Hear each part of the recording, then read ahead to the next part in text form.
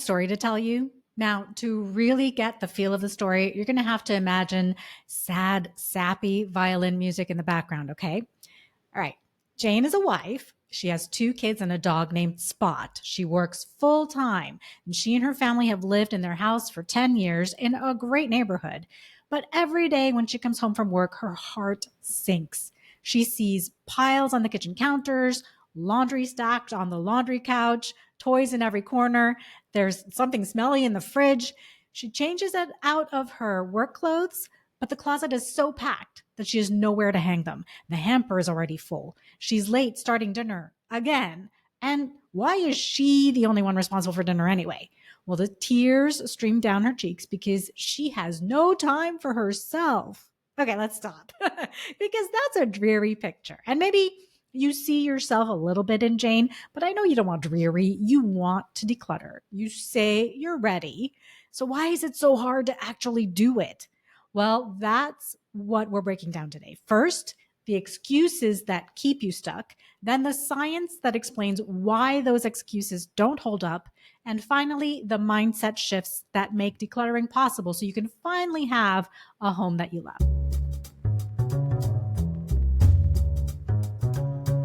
Now, Jane is a totally fictional character, but how often do we tell ourselves we don't have time? We don't have time to exercise, to eat well, to spend time with our families, to work, or to declutter our messes. A lot, right? Well, sometimes that's an excuse we're making. Intentionally or not, we tell ourselves that we're doing everything. We've got so much going on that we don't have time to think. I've found that noticing when I make excuses to myself, well, it's hard. I'm embarrassed at myself at first, sure. But over time, just noticing and being clear with myself that this is an excuse to avoid decluttering my house, over time, I was able to get rid of the excuses and instead to make intentional decisions. Like, I'm not decluttering right now because I'm opting to sit on my couch and have a handful of Sour Patch Kids, okay? Yes, the clutter will be there, but I'm doing this right now. So I want to bring up the top 10 excuses that you're telling yourself that are keeping you stuck. And then I'm going to tell you why you can stop telling yourself that excuse, backed by some experts. So let's get into it. Excuse number one, I don't have time. Okay, so in my younger days, and I am not proud of this, I used to call out my family members all the time about this. Like they would say something like, my house, my room, my office is such a mess, but I just don't have time to declutter. I get home from work, I'm exhausted. We have dinner, we do homework, and then there's bath time and bedtime. And I would say something snippy like, oh, really? But you still have time to watch 4 episodes of that junky TV show and scroll social media for 2 hours? Okay, so I never say things like that to anyone anymore because it doesn't help or serve anyone to put them on the defensive by insulting them. But I do explain the tough truth.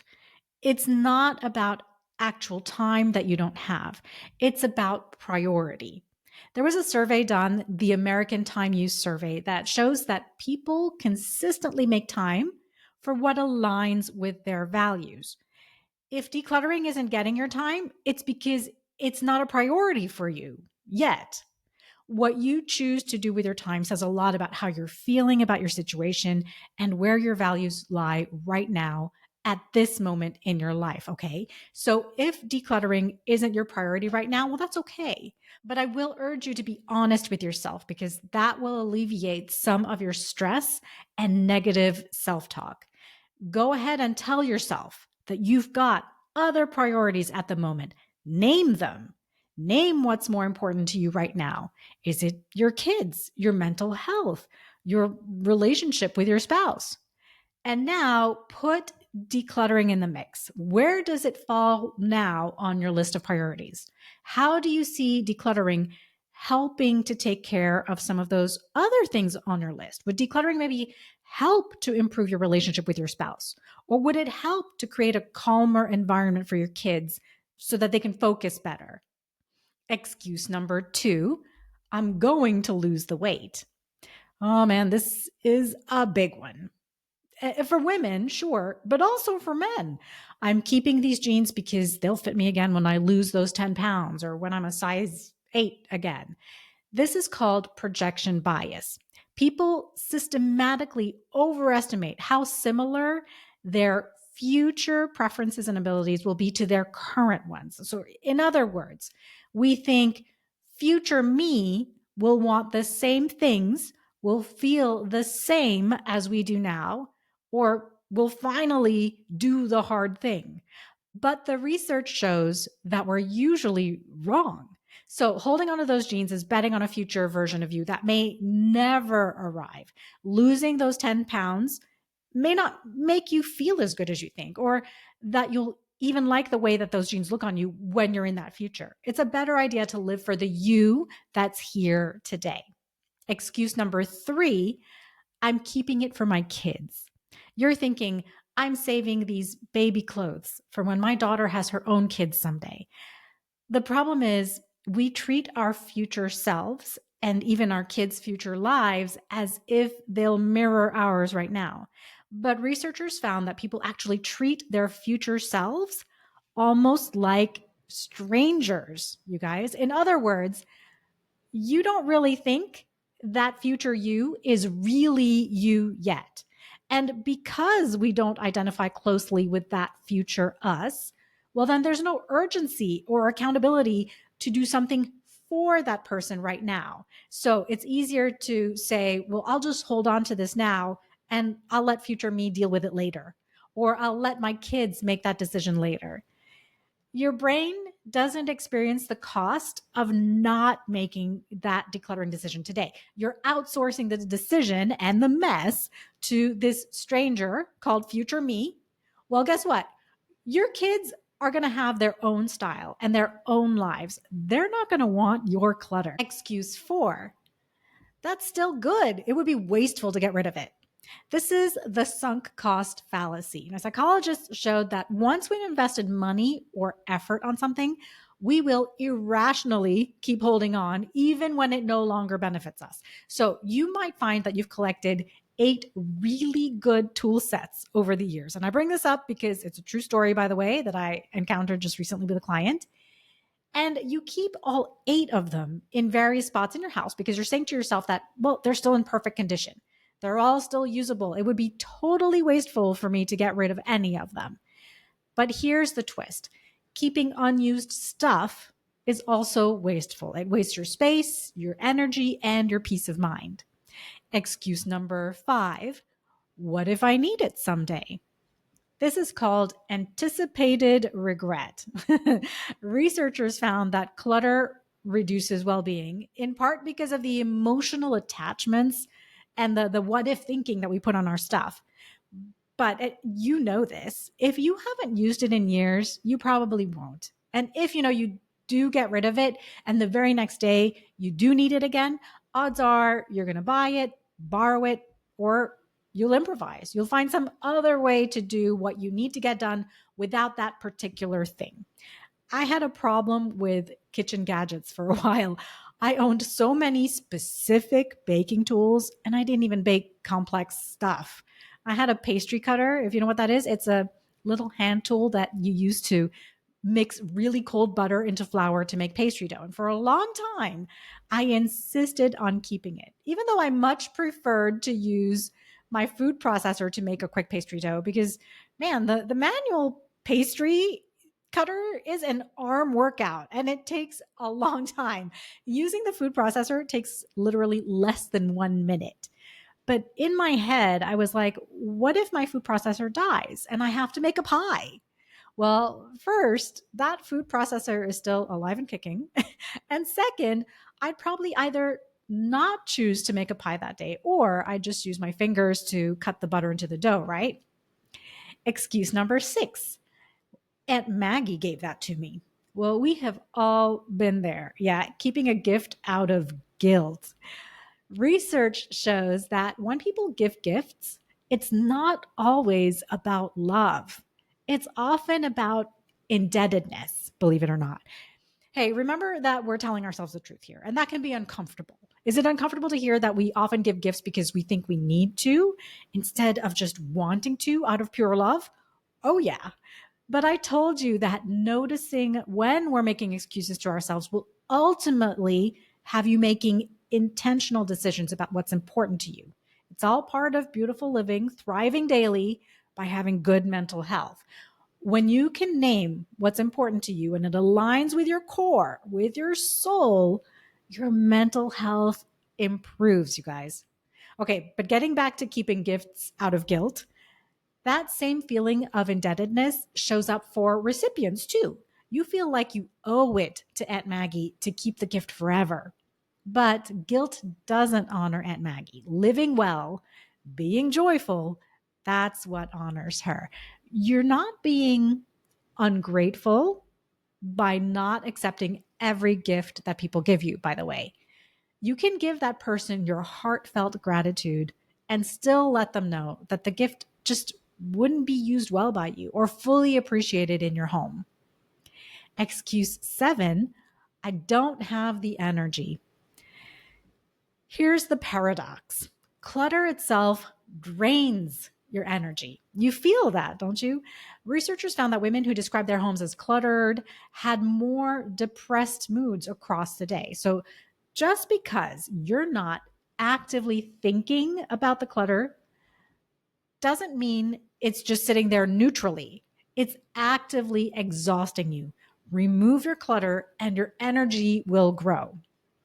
Excuse number 8, I'll sell it on eBay or on Facebook or at a garage sale. That sounds good, right? But the New York Times reported that once you factor in time and effort, most resale actually only nets you pennies per hour. The majority of items either don't sell quickly or they just don't sell at all. So many clients and friends look at Poshmark and eBay and Mercari and other resale sites, and they see what the exact thing they own is listed for. So they feel like it's totally worth it to put their stuff up on those sites. But don't forget the amount of labor listing something for sale actually takes. The preparation, making it look good in pictures, monitoring bids or messages from potential buyers, deciding when to drop the price and by how much, or sitting on that item for months. And then there's coordinating a yard sale, making sure it's approved by your association or your town, figuring out what to do with all the stuff that doesn't sell that day.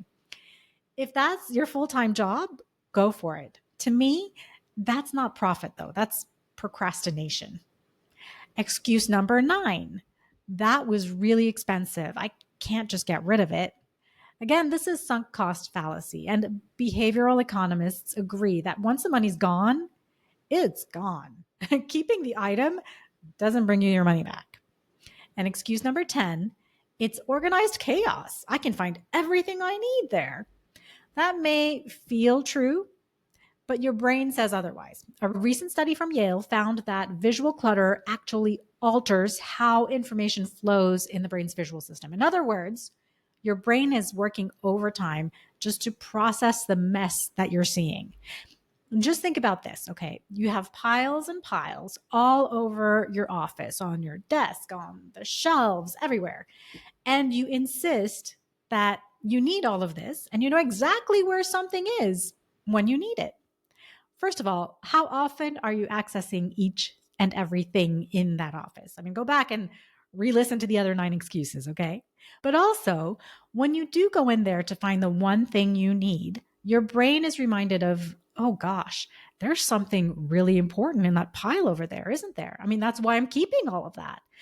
Now, what's that important thing in there?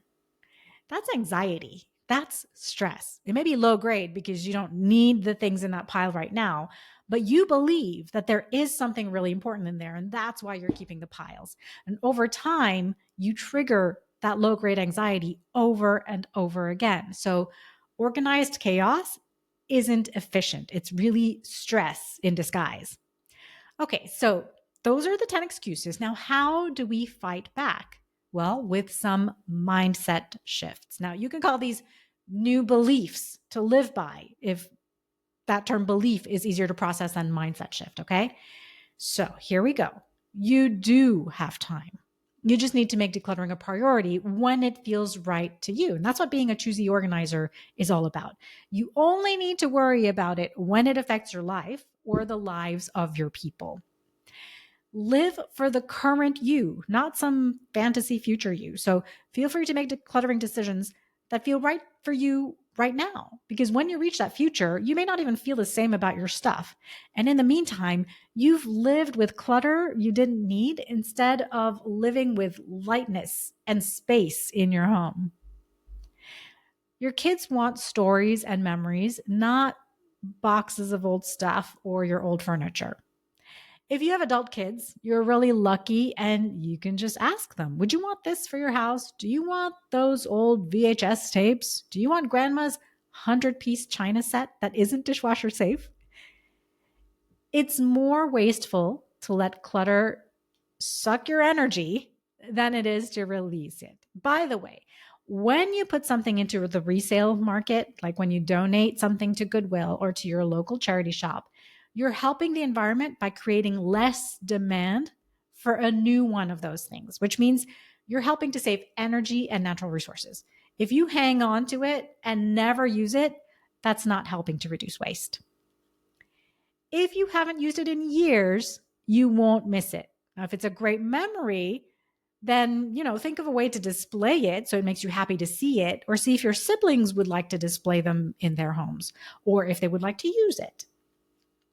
Guilt is not love.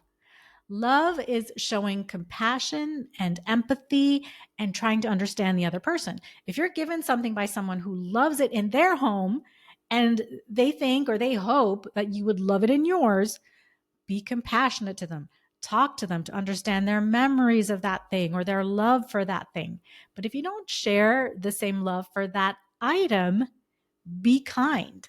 Don't feel indebted to keep it, though. Yes, it's hard, but like most things, with practice, it gets easier to have those conversations. Clutter drains your energy. Decluttering restores it. When you're ready to prioritize your energy again, decluttering will be easier, but it's on your choosy terms, okay? Your stuff isn't worth as much as you think. People don't really want all your stuff, and the money's already gone. Gosh, just look at the number of things listed on eBay. We all own stuff. We all do. People don't want your stuff. Organized chaos is a lie your stress tells you. It's an excuse. And sadly, the stress and anxiety, even if it's behind the scenes, low grade, it does affect you. Now, you can make these your new operating principles for your home and for your peace of mind. And if you do, decluttering will be smoother for you. So, who wants your stuff? Well, nobody, honestly, not even you, probably. Your clutter does cause you stress and anxiety, and you don't need to keep feeding that. Remember, beautiful living isn't about being perfect, it's about being choosy, intentional, and free. To help you make some simple decluttering decisions today, I've got something for you. It's my keep and release test. It's a quick, fun flow chart that you can use to decide if you should keep something or release it. So you can go to fireflybridge.com/the test, no spaces, just fireflybridge.com/the test. And you can download it there. And I'll also put the link in the show notes for you. I'm also putting the links to the research studies and articles that I mentioned today in the show notes, if that kind of thing interests you, if you need some bedtime reading. So have a beautifully organized week. I'm Zee, and I'll see you on the next episode.